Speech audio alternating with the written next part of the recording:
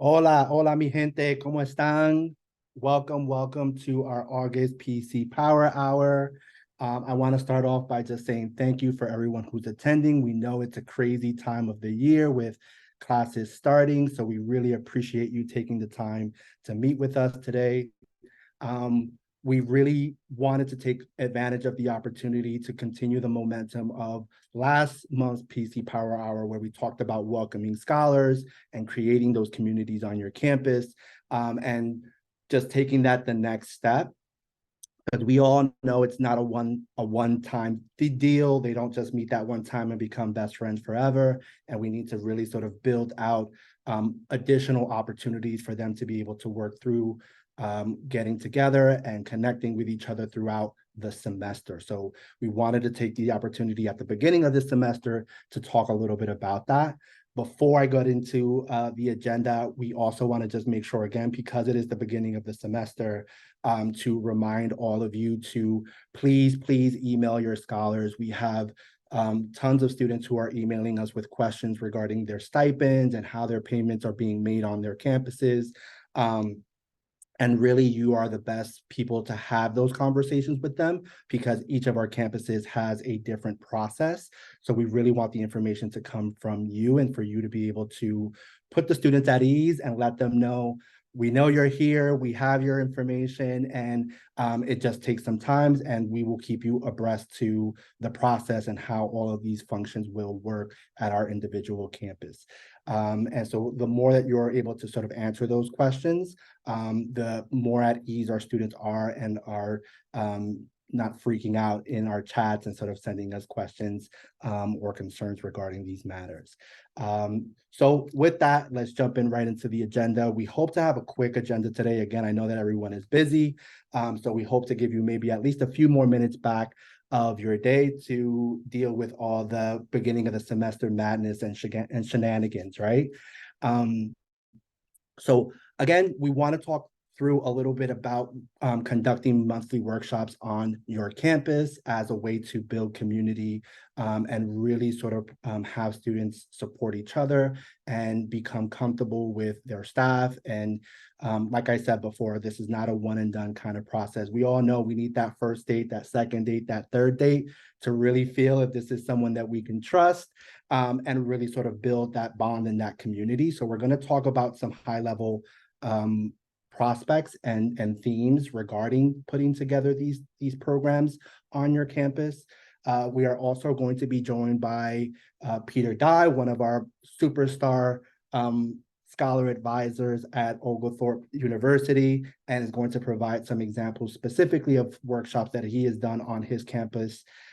We will be then moving over to the amazing Nicole Wesley, who will be talking about yet another program that she has been building out to provide internships for our scholars.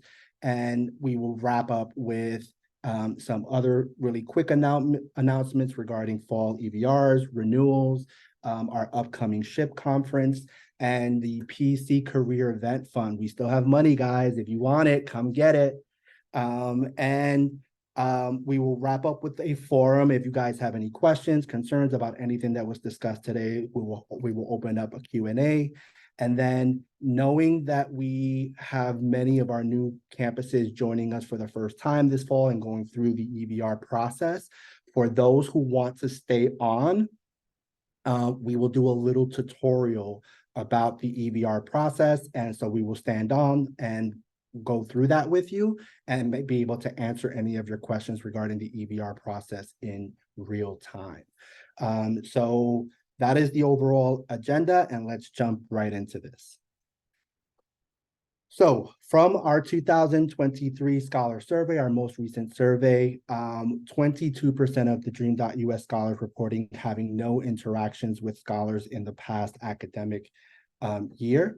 And for those who did have an interaction, they listed that it was one of the most important supports for their college experience, right? This is a direct quote from one of the scholars. It created a relationship with other Dream.Us scholars and other undocumented students. Their friendship was more important to me this year since these people became my campus society.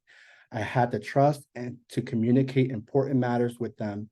as well as to educate each other and inform them of the latest updates that we would gather about immigration laws, right?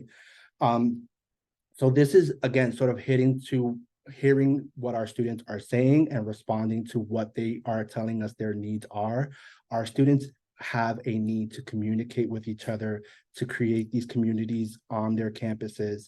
For many of them, this is the first time that they are meeting other undocumented students in this capacity and this level. And so having this community to be able to navigate the college process together as a community, as a group, is just super powerful and super important for them to be able to walk through this process with like-minded peers and not feel isolated like they are the only ones going through these individual process that don't match some of their other college peers, right? So this is, again, one of the major importances of why we want to make sure that we are consistently bringing these communities together on your campus so that they can build those bonds and those relationships and have others who share the similar experiences walk through their college journey together as a group, right? And so having that peer network and knowing that they're not the only ones who can't apply for internships. And so how do I put together my resume if I don't have that experience where their other peers are able to participate in those types of programs, puts those students in a sense of isolation. And so being able to discuss those types of programs and those types of initiatives together as a group is super important. For many of our scholars, right, again, this is their first time meeting with other undocumented students. They all have different levels of comfort when it comes to disclosing their status. And so it does allow those who are a little bit more uncomfortable with those experiences to have the freedom to share those experiences with their peers and talk about how they disclose that process, right? And how others are able to navigate that process on their campuses and through their career goals. We met with a group of students last night in Houston. Some of them were our scholars, some of them were just undocumented students that were not part of our cohorts. And all of them across the board shared very similar themes of having this need to connect with their communities on these campuses and feeling this sense of isolation and being able to be empowered. Even in that session last night was something new for them that they had not experienced before because they were able to air out their grievances and just sort of talk about the obstacles that they face in a group of peers and professionals who understood their processes and could actually sort of help work through some of their obstacles and their challenges.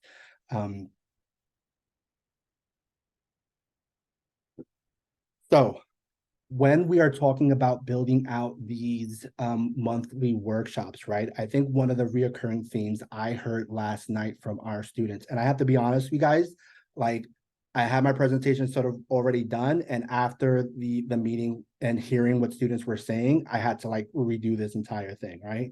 But one of the things that we kept sort of hearing is the need for I don't know if we want to call them affinity groups, but creating these academic communities where students with these similar experiences can connect and again go through the college process together.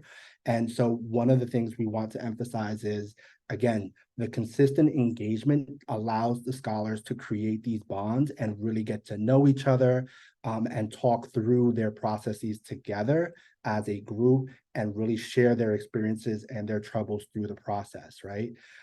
Looking at cohort models, this is something that I did very much when I was the scholar advisor at Hunter College, was really create these cohorts of like freshmen, sophomores, juniors, and seniors, and have them do workshops together throughout their entire college career. And students began to build those relationships and not only build those relationships, they walk through their college years together, right? So they shared resources, they got to know each other, they got to know what each others were doing, internship programs that other people were doing, and they really were able to engage and walk through and support each other's through a cohort model. Other sort of things that I would do is really create opportunities for all of our students across their academic standings to be able to connect with each other, maybe by major, maybe by their career interest. And this also allowed students to be able to um, form mentorship, peer mentorships organically, right? They met with students who were maybe 2, 3 years down the road from where they are actually are right now, and asked them questions about how they went through their process as an undocumented student. And our students are amazing, right? Like they share their resources, they share their information, they share their stories. And so it sort of let the younger students know how to navigate the process and how to feel certain difficult situations. And then most of all, right, we want to make sure that we're building spaces for scholars to become informed about resources on campus and learn skill sets for college success, right? We know that the majority of our students are first generation college students. And so they don't always have access to what it is to be in college, right? What it is to have time management skills, what is plagiarism, how do I do proper citations? And a lot of these things are first time learning curves for them. So you want to build out opportunities where they are, again, as a group, learning about these different ideas, these different initiatives, these different tasks, and can walk through the process together.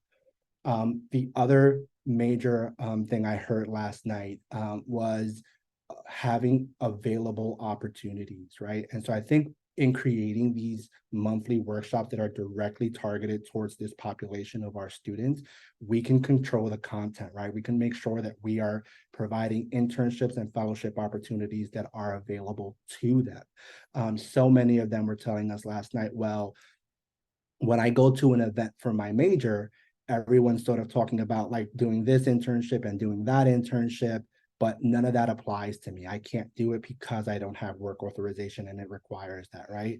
So they're not finding these spaces on their campus in general, right? So it's super important for us to be able to create these spaces that are relevant to them and relevant to their own careers and academic journey.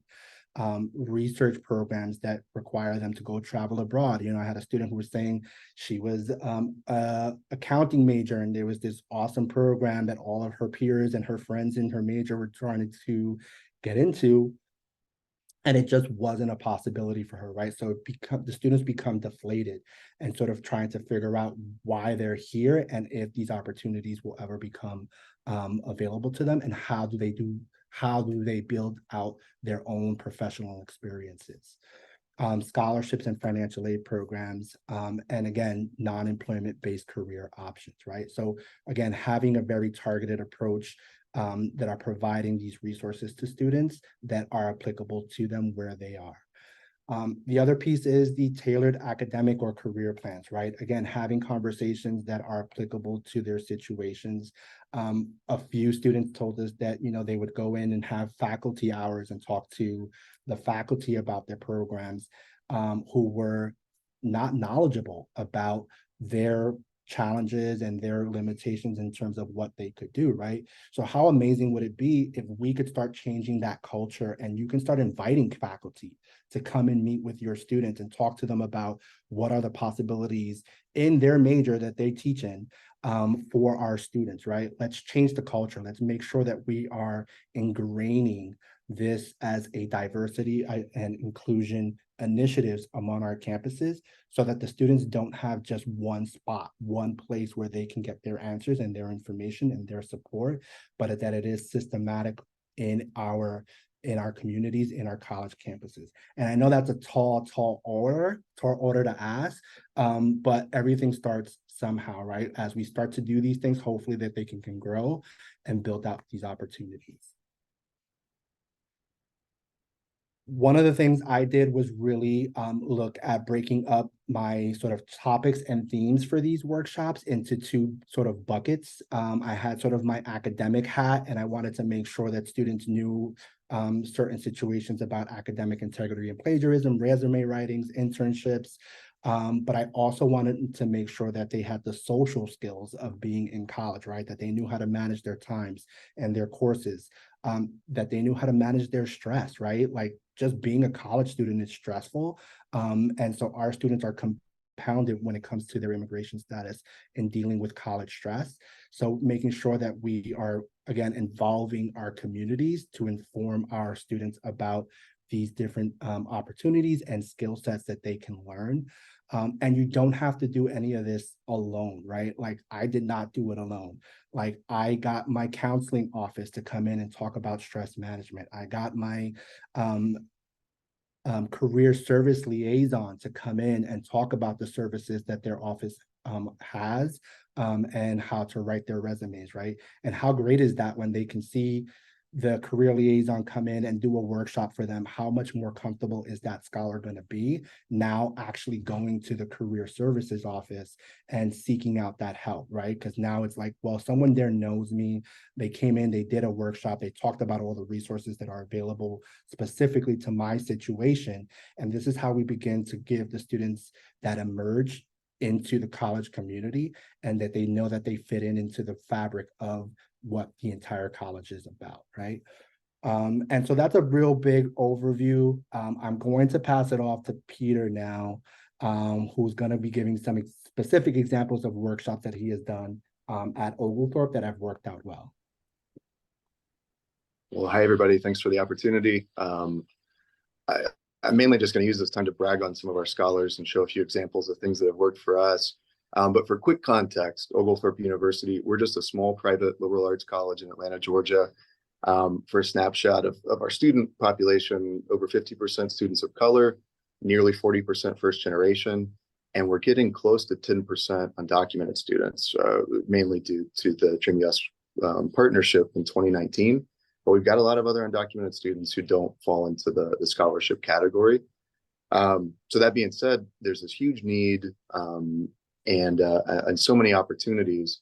And I think the thing that has been really, really cool to see is letting the students take the lead, and then also collaborating. Those are probably the two themes I wanted to highlight. So if you can go to the next slide, Chris. So the biggest thing is our students are absolutely amazing and have so many ideas. And I think I work in the global education department, and really just through sponsoring student events or even giving them the slightest amount of encouragement to, pursue space or funding, they've done some really cool things. Last year, the OU Monarchs is our undocumented student organization, and it's made up of freshmen, sophomores, juniors, and seniors, which is really incredible because you've got a built-in sustainable student leadership plan.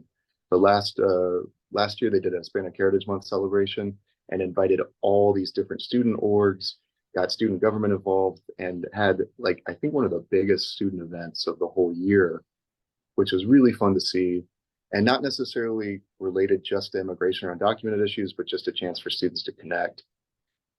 They also hosted a book giveaway for the members in the group, as the stipend helps a ton for scholars, but textbooks and expenses are always just a constant struggle.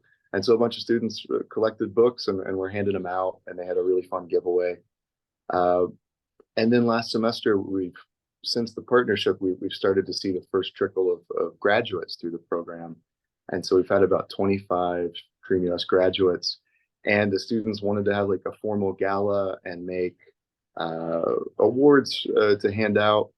And they hosted a really cool event, and it was great to see some of the new scholars in attendance, and also some of these students that have really become leaders in all parts of campus through their time here.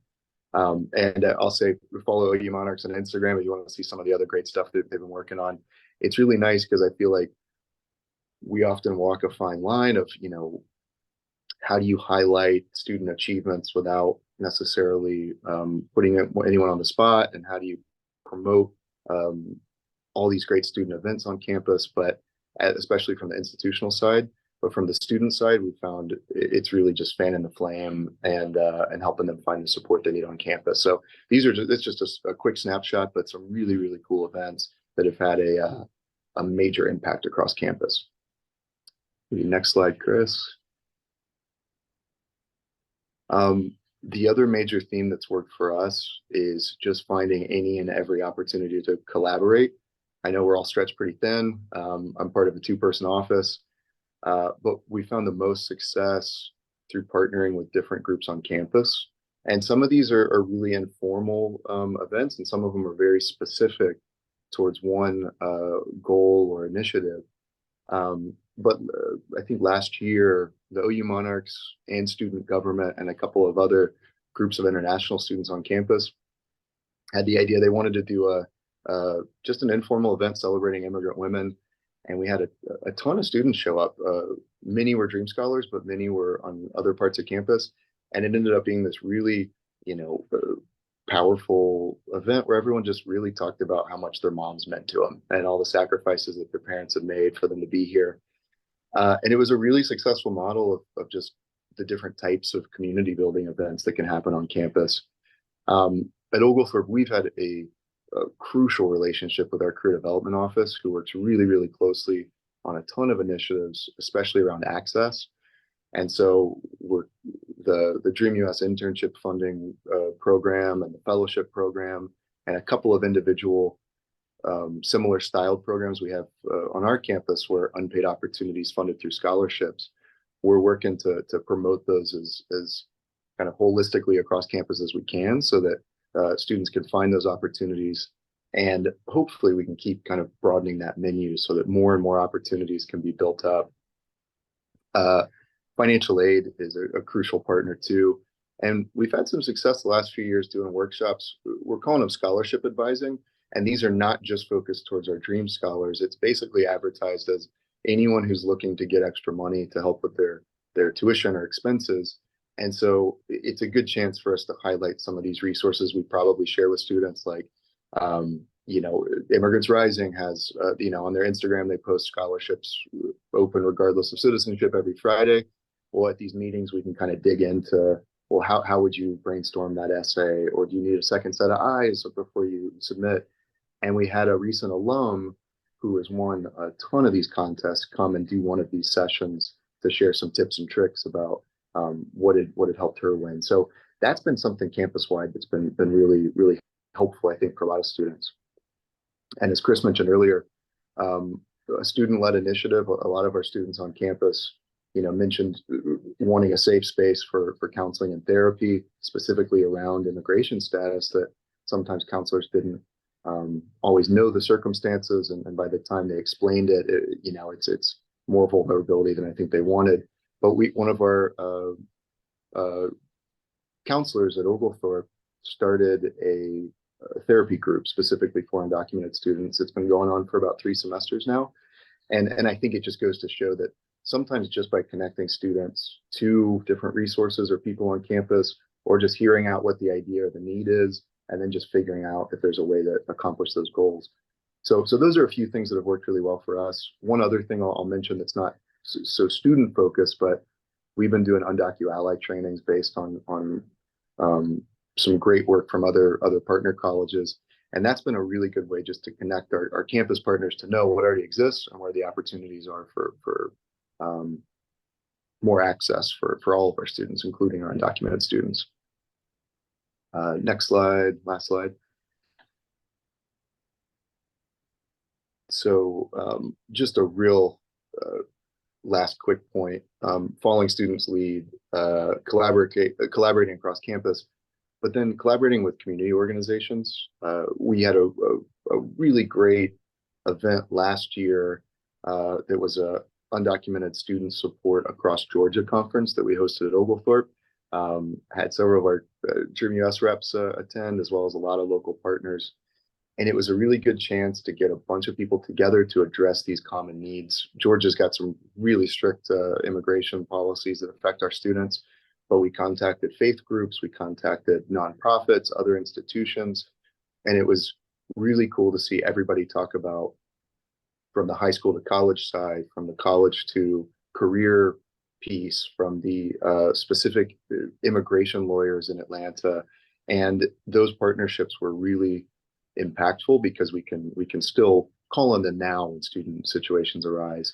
And then one specific initiative that came from it, Freedom University is a college prep school for undocumented students in Atlanta, and IBS works with international study abroad programs. We've hosted now 3 times a collaborative virtual study abroad program where students were able to meet with business professionals, language teachers in Japan virtually, and then go to a Japanese restaurant together in Atlanta. And it's kind of a neat model for the students that may not be able to leave the country, but can still participate in some of these cultural and linguistic and intercultural dialogues. So looking for opportunities, but I think as much as we're all carrying pretty heavy workloads, I think the collaboration piece and following the student's lead allows a lot more to happen. And we know that it's need-based, especially when the students are the ones where it starts. And I think I can leave it at that and hand it off to whoever's next, unless we have any questions.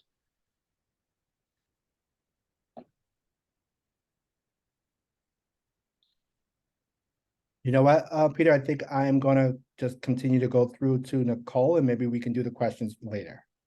Sounds great. All right, thanks, Peter. Thanks, Chris. I know we've been talking about our scholars wanting inclusive paid opportunities, especially when it revolves around their career development. We at TheDream.Us are launching our new inclusive internship program. We've called it the Dream Builders Internship Program. Essentially, it's where we're offering paid internships to our scholars at alumni hosted sites. So we are reaching out to our Dream.Us alumni, informing them about this new internship opportunity, saying, hey, would you love to host an intern at your place of work or at your small business? And then promoting them out to our scholars for our scholars to apply and get into those internships.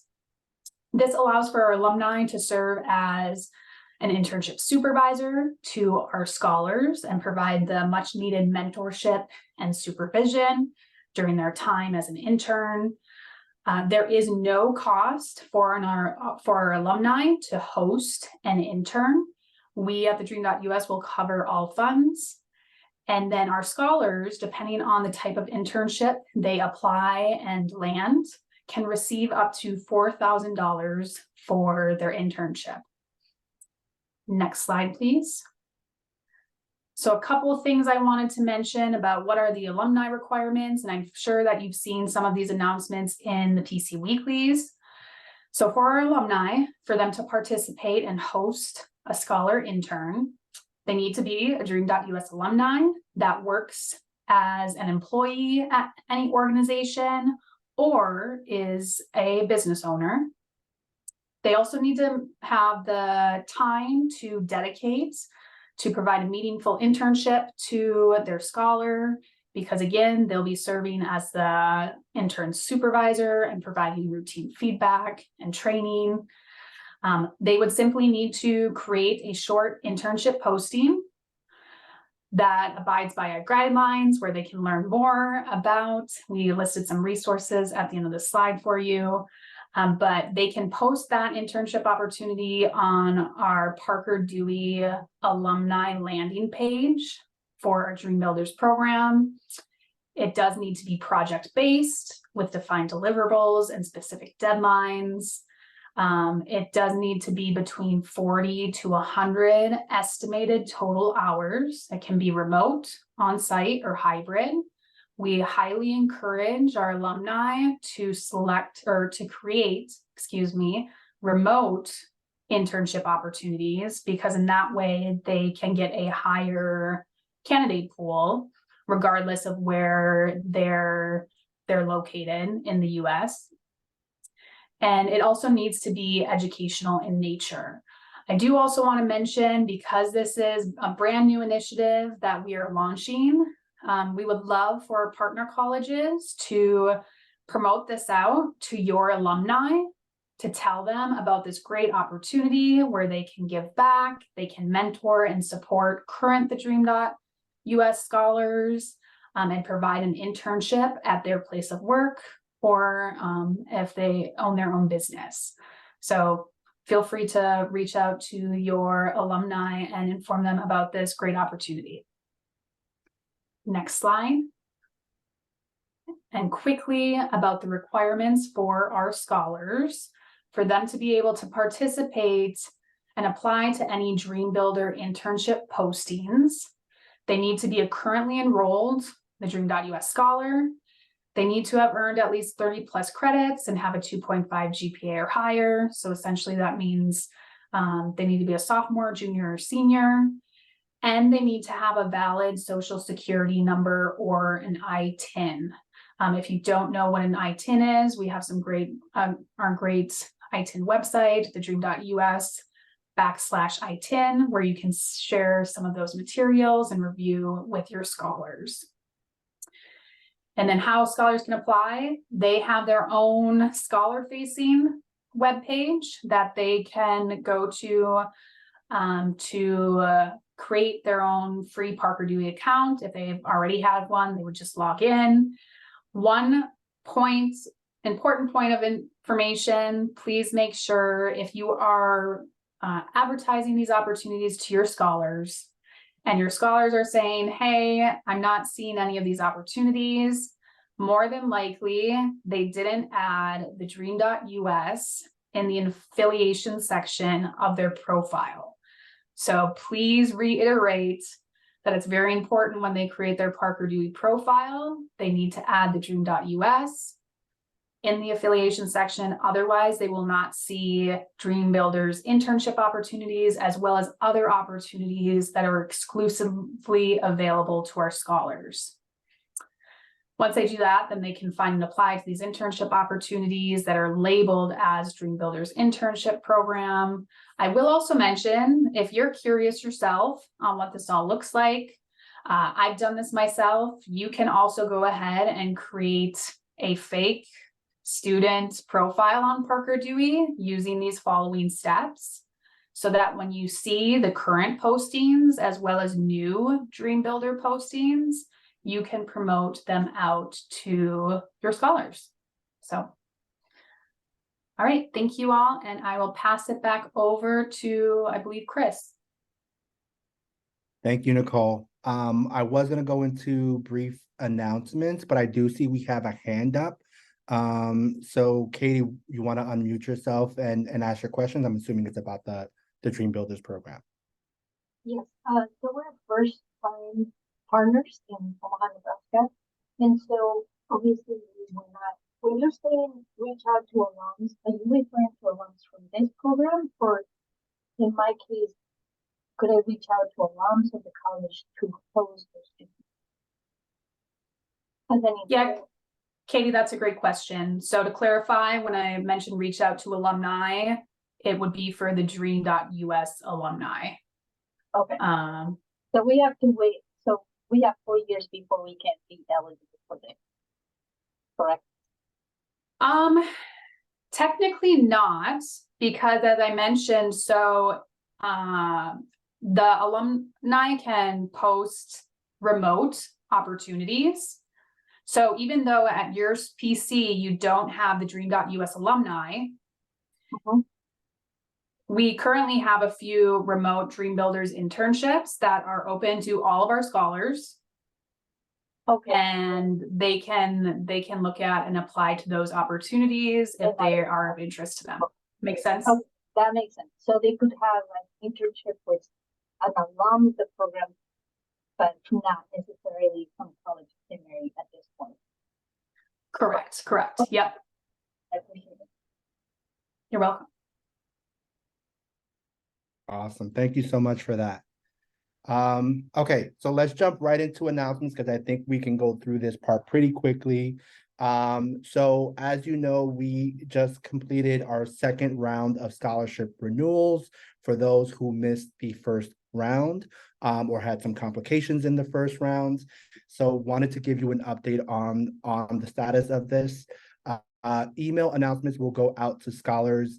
And I just spoke to Elena right before this, either from today or to the end of this week. So between now and the end of this week, those emails should go out to scholars, informing them or giving them an update on the second round of scholarship renewals, and what their status is based on that round.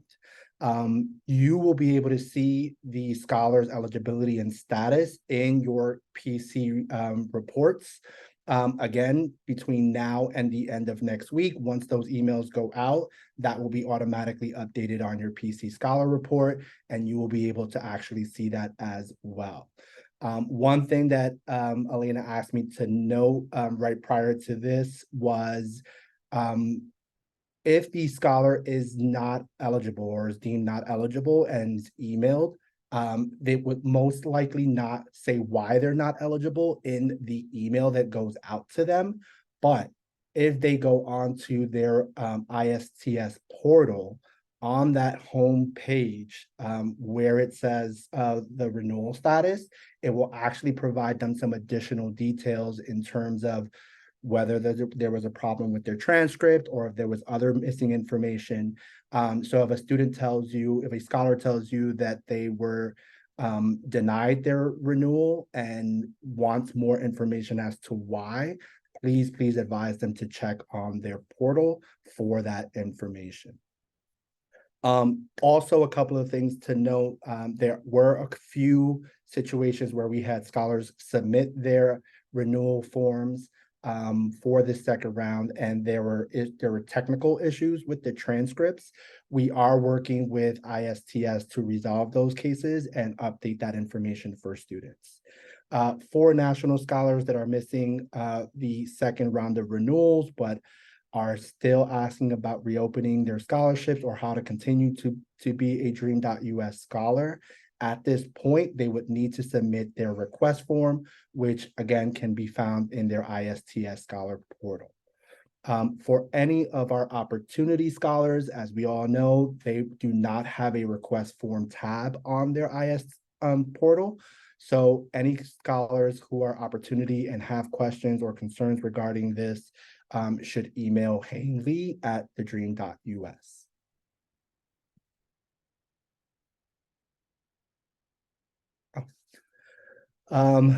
It's that time of the year again. EVRs are coming out. And so please note that by next week, you will be receiving information. It will most likely be posted on the PC Weekly for you to be able to start submitting your fall 2023 EVRs. In the PC Weekly next week, you will get that notification that you can start submitting those requests, and it will come inclusive of the instructional guide, which is a one-page document walking you through that process.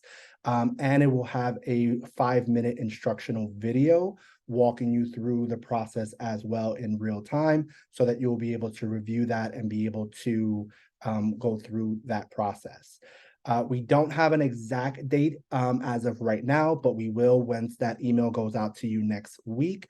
But we are looking at the end of October as the deadline for submitting your EVRs. That being said, as we say all the time, please don't wait for the last minute to submit your EVRs. The earlier you submit, the earlier your campus gets the money.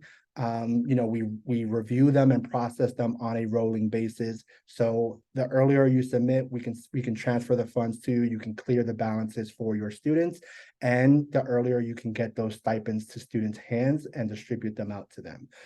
So please get those in as soon as possible. Because when we all wait for the last minute, it crashes our system, and then like everything goes nuts and crazy, like Taylor Swift tickets, right? Like the whole system just crashes. So please try to get those in as soon as possible. A couple of things to note.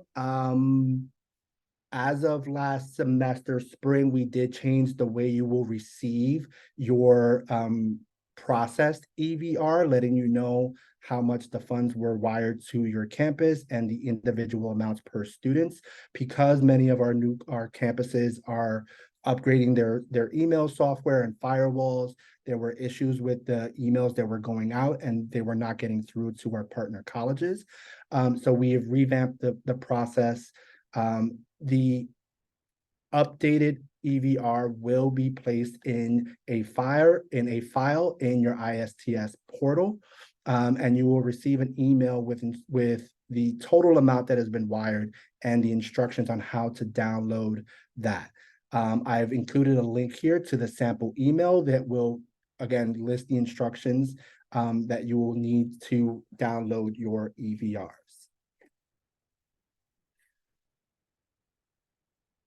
Our professional conference grants for scholars has been super successful. We've been able to take students to Alpha, Pre-Health Dreamers, and the Innovative School Summit. Our next big group conference is going to be SHIP, and the application deadline is this Friday, September 1st. We really want to make this available to as many scholars as possible. We've been noticing that the applications have been concentrated in particular schools, and we want to make sure that across the board, this opportunity is being made available to our scholars. If you could please just send out a note to your students and let them know this is an opportunity that is available to them, and they, as of September 1st, they can still apply. The grant will cover their hotel costs, their flights, and their conference fee. This is going to be our biggest group yet for this year. We are looking to take 60 scholars to participate in the conference. They just need to be currently eligible with 30 credits, preferably in the STEM majors. Interestingly enough, again, one of our scholars last night at Houston told us that he really takes it heavy when like the scholar advisor or someone else at the campus lets them know that this would be a good opportunity for him, right? So we know that students value your feedback and telling them and your guidance when you're telling them like, hey, this is a good opportunity, you should take advantage of that. So again, we ask for your help to reach out to students that you know would be a great fit for this and just let them know that this opportunity exists and that it would be a good fit for them. And then finally, we still have some money for our PC Career Development Event Fund. Thank you so much. We've been receiving a number of applications over the summer, and we are super excited to see how these events are going to begin to materialize now that the fall 2023 semester has kicked off. We are so excited about having you guys not only conduct these events on your campus, but also present at PC Power Hours and let us know how it went, and give everyone sort of the scoop and the tools and everything else that they would need to have these events on their own campuses. So there is no deadline for this right now. This is as funds last. But as we are getting close to the end of the semester, the end of the year, we will ask if you are interested in conducting an event for this fall. Please submit your application as soon as possible. The events must be focused on career development opportunities, specifically for undocumented students, and make sure that you are including regardless of work authorization. We are really looking for these to be standalone events and not a part of a larger event for your college community. We really want the focus to be exclusively for undocumented students on your campus. We have a toolkit that you could also review with some events that we have done in Chicago and New York for preparation of how you may be able to organize these events on your own campus. And I think with that, we are done. I will open up the floor for any questions for Nicole, for Peter, for myself regarding on what was discussed. Again, if you don't have any questions, we are at the 1:45 mark here in Houston. And so we might be able to give you some time back of your day. But again, feel free to unmute yourself and ask any of your questions. I'll give it a few minutes to see if anyone has any questions regarding the content that was discussed. And then if not, thank you guys all for joining us and being a part of this. Please always feel free to reach out to me with any questions or if you need any guidance on any of this information. We'll give it 5 minutes or so. If not, people can begin to leave the room. Any of our new campuses on the call that would like to stay on and go through the EVR process, please feel free to do that. We will do that and be able to answer any of your questions regarding the EVR for the fall in real time. If you don't have the time to do so, don't be discouraged. Again, the instructional guide and video will be sent to you via the PC Weekly next week. I do have a question. This is Kathy Yeah. from College of Engineering. For the career development event that you were talking about, that there's still funds there. I'm sorry, as a new partner too, like question is that something that is it fair to assume that we should wait a year to create something like that? Because I don't understand. We have 4 students. I'm so sorry, Katie. I'm having a really difficult time hearing you. It sounds really muffled. Hi, okay. I don't know if anyone else heard that and can translate that for me. I think it's on my end. It's No. muffled for me too. For everybody. So maybe Katie, if you could put your question in the chat, that would be helpful. And Sandy, it looked like you also had your hand up. I did. I had a question regarding the PC career development. We have a presenter coming to talk about being an independent contractor and how to acquire an ITIN to our campus. And it's open for all undocumented students. So I just wanted to make sure it wouldn't just be our scholars, but it is with the undocumented student org on our campus. And we're opening it up to anyone else beyond just the TheDream.Us scholars. Would that qualify for the career development event funding? Yes, definitely would. Perfect. Allow everything. Any other questions, concerns? All right, Katie's question is, can first-time partners apply for the career development event?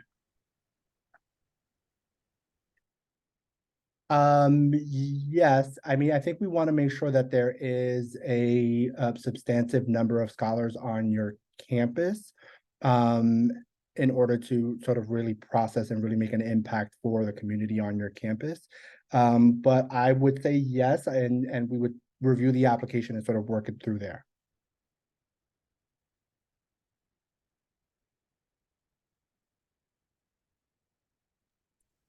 All right, Katie says we only have 4 scholars, so we also have another 26 undocumented students here.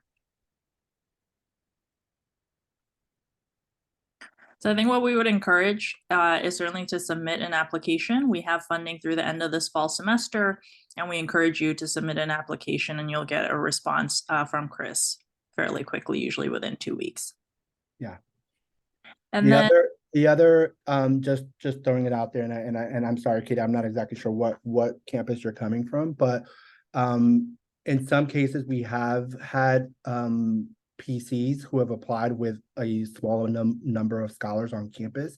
So we are also encouraging PCs to look at collaborating with each other. If you have another PC campus that is close by, with additional scholars, there may be opportunity there for you to combine efforts and submit a request and sort of just broadening your reach. thank you, Chris. So then there's a question here about EVRs from Ryan Smith. Is it possible to get the EVR back before ISTS has actually processed the payment side of things? Our students often start getting antsy by mid-September about not seeing their funding. We have the resources to front funding to students and get reimbursed. When ISTS processes the payments, we just need to know on our end how much students are getting in the scholarship and stipend to actually load the funds for them. This may be an Elena specific question. Yeah. So the EVR cannot be returned before ISTS processes it. But I think, Chris, maybe you can speak to best practices around putting holds on students' accounts and then also communicating to students to make sure that at least their anxiety is reduced so that they know that their scholarship funds are accounted for. Definitely. And so that was one of my best practices, is really just letting students know upfront, I am the point of contact for your scholarship bill on campus. And just assuring them that I am in contact with the bursar's office and that holds would be placed on their accounts so that their courses were not dropped. I think that was the biggest anxiety that our scholars would have on campus, is the fear that because their bill is still outstanding, that their courses would be dropped, right? And one of the things that I tried to work with our bursar's office was to try to exclude our students from the messaging that goes out to the general community about this, and letting students, again, with outstanding balances, know that they would be charged late fees, or that their courses would be dropped. And it wasn't something that they were able to do. They weren't able to exclude my students from those general messages. And so one of the part of that communication for me to students was, you're going to get these emails anyway. Just like trust in me and know that I'm on it and that I'm working with TheDream.Us. The funding is coming, but we just have to go to work the process. But assuring them that even though they're getting those emails that make them freak out, that their courses would not be dropped and that they would not be charged any late fees.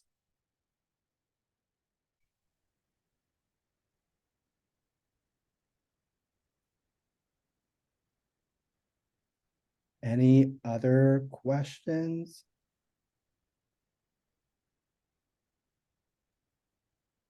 So Adrian from Western Oregon is sharing a best practice as well, just following up and adding on to what you said, Chris. At WOU, we also make sure the student knows that the scholarship is coming. We also don't drop students. If they do not have their bill paid, hashtag trust the process.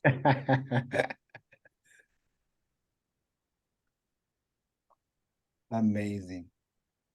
So if we don't have anyone else with questions regarding the specific content, again, we will stick around for a bit and go directly into the EVR, submitting your fall EVRs. We have veterans on the call right now, and I know you guys know how to do that already, so you don't need to stick around. This is primarily for our new PCs. And anyone who wants a refresher about the process can stick along. Otherwise, thank you all again for joining us today. We so appreciate you. Our scholars appreciate you, and we continue to look forward in building our relationships and building our work together. Ciao.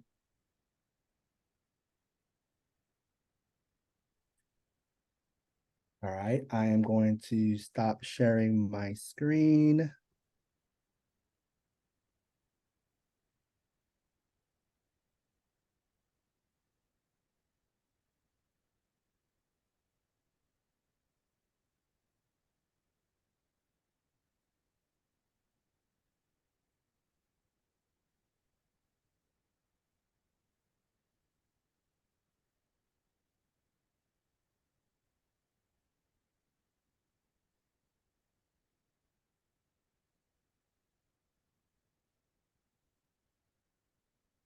Chris, are you speaking? If you're speaking, we may not be hearing you.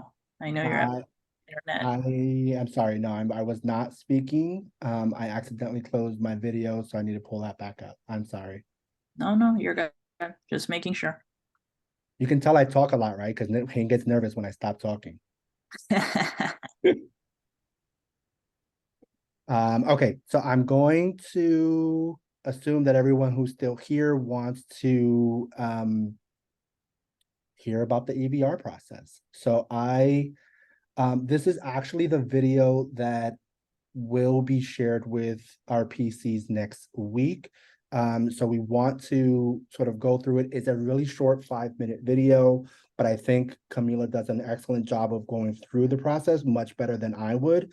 So we wanted to watch it with you as she literally walks through the process of submitting your EVRs. And then we are all here to answer any specific questions that you have regarding the process. And so hopefully everyone can see this, and we will hit play. Welcome to the new EVR instructions video. I am Camila Salkov, Operations Manager at TheDream.Us. In this video, you will learn how to sign into your portal, how to fill out the EVR template report, how to upload and confirm the status of your upload. To sign into the ISTS system, please go to the link in blue. Enter your credentials and then select the enrollment verification report towards the bottom of your page. In here, you will have to enter your 9-digit report key and then select Run Report. If you forgot your credentials or report key, please contact Elena, our Director of Scholarship Programs, through email. This is what your screen should look like once it loads. Under the Select format, you will select Excel and then Export. The EVR report is color-coded. Green is for your school's information, gray is for static data, and the yellow fields are the only ones where you will enter data. Please be aware that only students who are eligible for the scholarship will populate on this report, and we will need you to provide data for all of them. In addition, whenever you are ready to save and upload your EVR, make sure the file is named after your school and then EVR. For example, if we are talking about your college, then we will say your college EVR. Make sure to get familiar with the report. Towards the top, you will enter information about your school and the cost of attendance. Make sure to check the term index keys on column F and G to select the correct term. When it comes to student data, as you can see, there are 11 headers, and I am going to highlight number 2. This is column L, current term enrollment status. Make sure that you only enter full-time, part-time, graduated, not enrolled, leave of absence, or dropped out. If you don't, you may receive an error message. I am going to also highlight number 11, which is column B, partner college comments on scholars. This is a free field in which you can enter important notes that you may want to share with us about a specific scholar.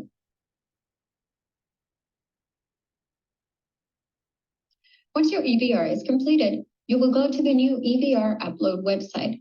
In here, you will enter the following username and password to sign in. After logging into the EVR sharing site, click on the green Add Files button. Upload your EVR, click on either of the 2 blue star buttons, and then you will see a green Successful Upload pop-up. The system is now checking for errors, and you will receive an email confirmation. Once your upload is successful, the email address or email addresses provided in the EVR will receive either a successful upload email or an error email. If you receive an errors email, please review the email attachment and correct any errors listed before trying to upload it again. If you're wondering what the confirmation emails look like, you can see towards the top that the upload is successful. And then towards the bottom, you can see a sample of an email that was uploaded unsuccessfully. In this case, there's an attachment. That attachment looks like this, and it's pretty straightforward. It will let you know exactly what needs to be corrected. In this case, it says row 13, tuition and fees for the term cannot be blank. So you can go ahead and review that specific area and correct that error. Here are 3 examples of common error messages.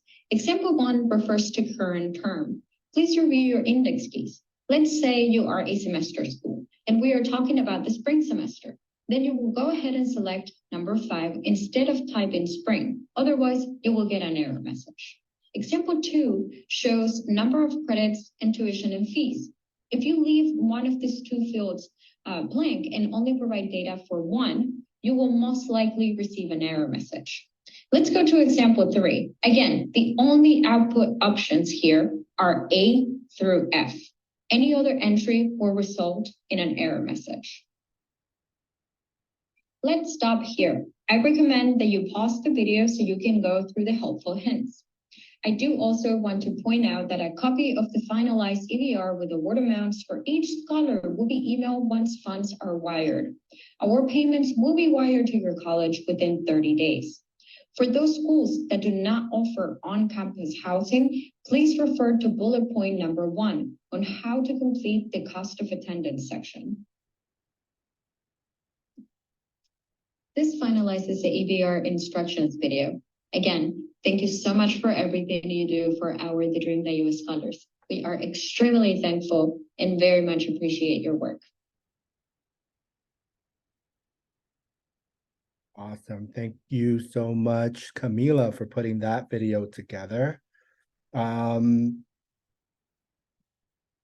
Okay, so we will open it up for any questions regarding that process. I think Camila is actually with us as well and might be able to answer specific questions, or myself or Hayne regarding the process. So again, feel free to unmute yourselves and let us know if you have any questions.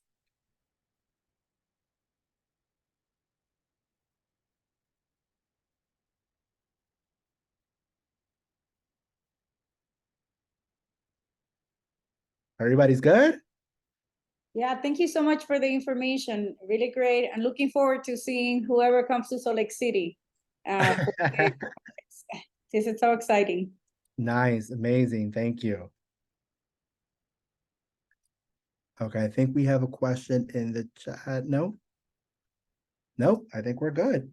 All right, so again, thank you guys all. We appreciate you. I know it's a really busy time of the year, so thank you for making time for this.